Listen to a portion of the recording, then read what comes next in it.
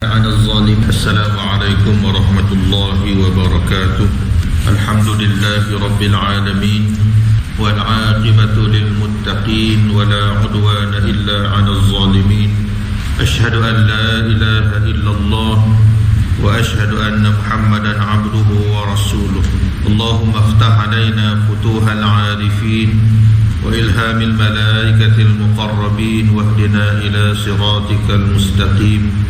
Rabbi yassir wa la tu'assir wa la hawla wa la quwwata illa billahil aliyyil azim. Tuan-tuan dan puan muslimin muslimat, pertamanya marilah sama-sama kita memanjatkan syukur kehadrat Allah Ta'ala kerana masih lagi mengekalkan kita di atas dunia ini untuk sama-sama kita rebut amal ibadat, menambah ilmu pengetahuan khususnya dalam ilmu-ilmu agama.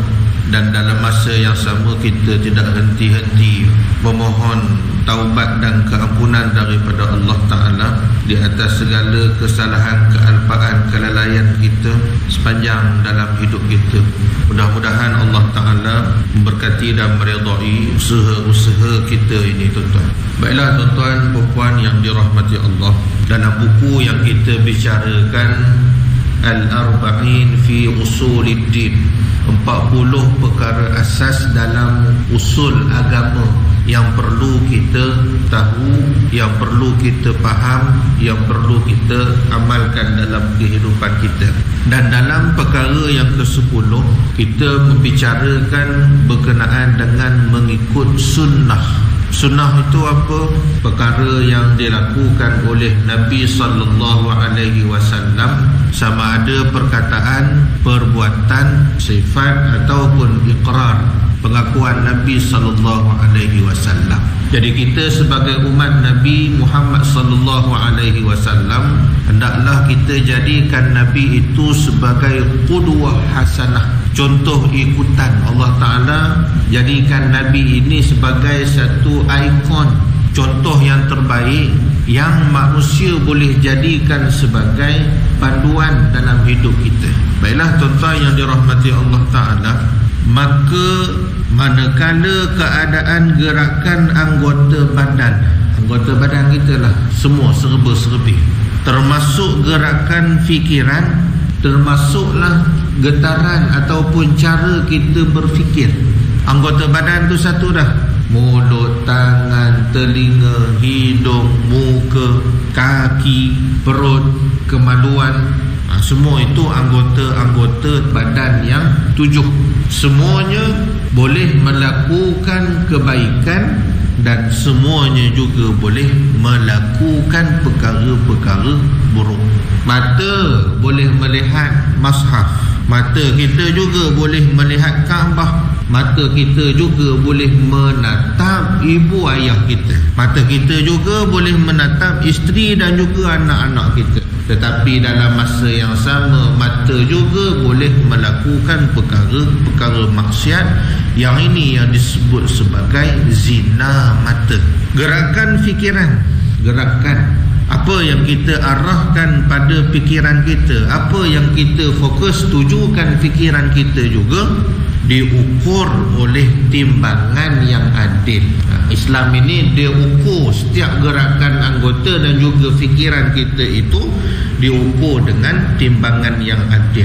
Terciptalah dalam hati bentuk yang adil dan lurus, sehingga bersedialah untuk menerima hakikat dengan sifat yang benar dan juga lurus.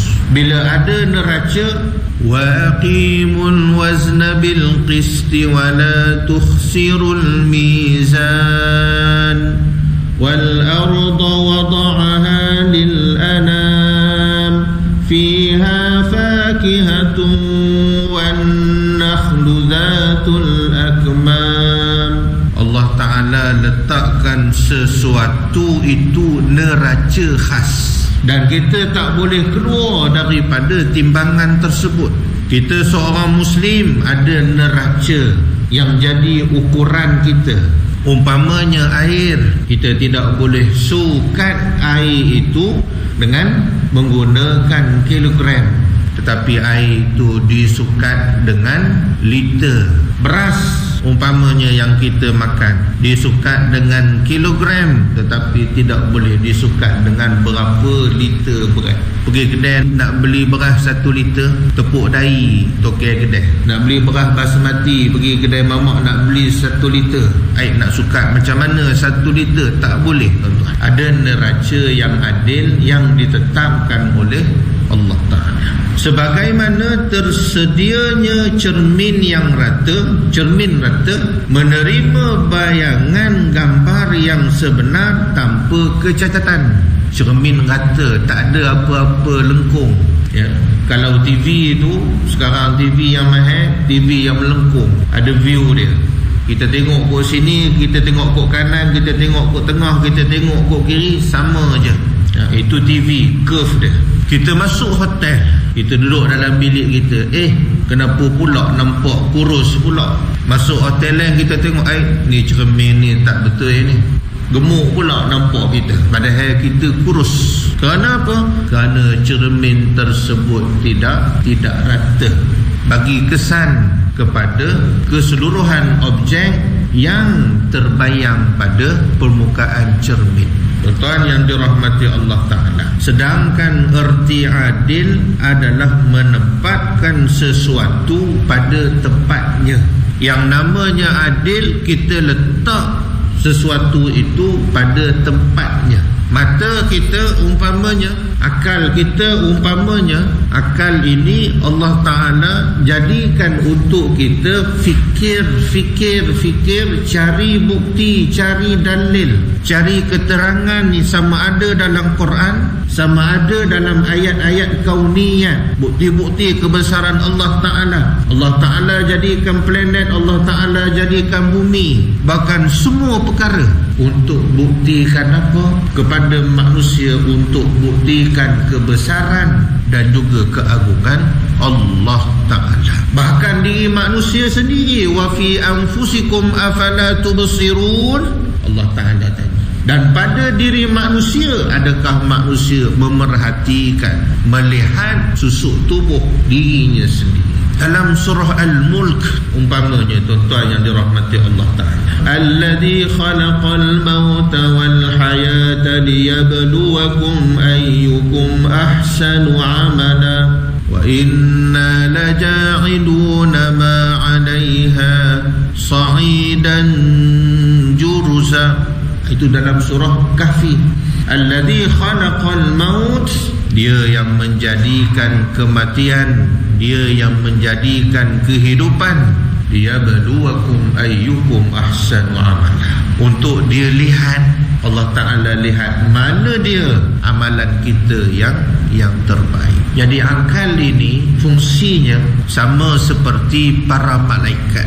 Allah Ta'ala kurniakan akal kepada malaikat. Dengan akal lah malaikat dapat mengenal Allah Ta'ala, dapat mengetahui sifat-sifat sempurna, nama-nama Allah Ta'ala yang mulia. Umpamanya, kalau kita lihat di dalam Al-Quran, syahidallahu annahu la ilaha illahu, yang menyaksikan la ilaha illahu, tiada Tuhan selain daripada Allah. Itu siapa? Zat Allah Ta'ala sendiri. Huwa. Kita berhenti. Syahidallahu annahu la ilaha illahu huwa wal malaikah. Yang keduanya malaikat. Selepas Allah kenal zat Allah Ta'ala sendiri, yang kenal Allah melalui sifat dan nama Allah adalah para malaikat. Kemudian jatuh kepada manusia pula. Cuma bukan semua manusia yang kenal Allah. Wa ulul ilmi qa'iman bil qist, dan manusia yang diberi untuk memiliki ilmu, mengetahui tentang Allah Ta'ala. Disebab kata-kata hikmah awwaluddin ma'rifatullah, awal pada agama, asas pada agama, dasar pertama dalam agama, iaitu kita kena kenal Allah Ta'ala. Amalan manusia diterima bila mana ada iman diri manusia tersebut. Buatlah apa jua kebajikan tapi iman tak ada, Allah Ta'ala reject. Haba'an mansura. Amalan tersebut seperti apa? Seperti debu-debu yang berterbangan. Tuan-tuan yang dirahmati Allah Ta'ala, misalnya arah itu ada 4. Ni Imam Ghazali kata apa? Arah itu ada 4. Akan tetapi ada keistimewaan untuk arah kiblat dari keempat-empat arah tersebut kerana kemuliaannya. Arah itu ada 4, tapi yang paling mulia adalah arah kiblat. Kerana apa? Kiblat ada kemuliaannya. Wa haitsu ma kuntum fawallu wujuhakum qibalan. Allah Ta'ala sebut dalam surah Al-Baqarah, hadapkan diri kamu ke Baitullah. Maka yang namanya adil adalah kamu mesti menghadap kiblat ketika berzikir. Ni Imam Al-Ghazali sebenarnya nak suruh kita buat apa ni? Ikut sunnah Nabi SAW. Ngadap kiblat ketika yang pertamanya berzikir, subhanallah, subhanallah, subhanallah, alhamdulillah, alhamdulillah, alhamdulillah, Allahu akbar, Allahu akbar, Allahu akbar. Waktu kita berzikir yang pertama. Yang kedua, ketika mana kita melakukan ibadat. Sembahyang kita dah tentu ngadap kiblat lah. Bayar zakat kita tengok kok mana kiblat, kok mana tu ambil duduk, kita menghadap kiblat.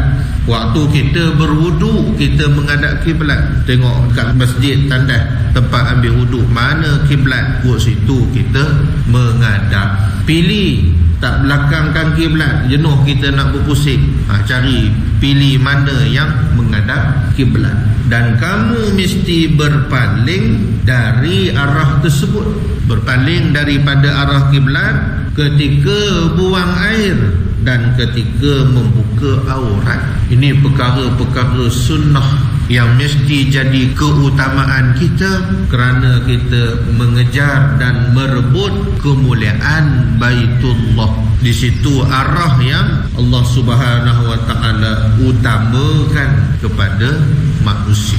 Allahumma salli ala sayyidina Muhammad wa ala alihi salatan anta laha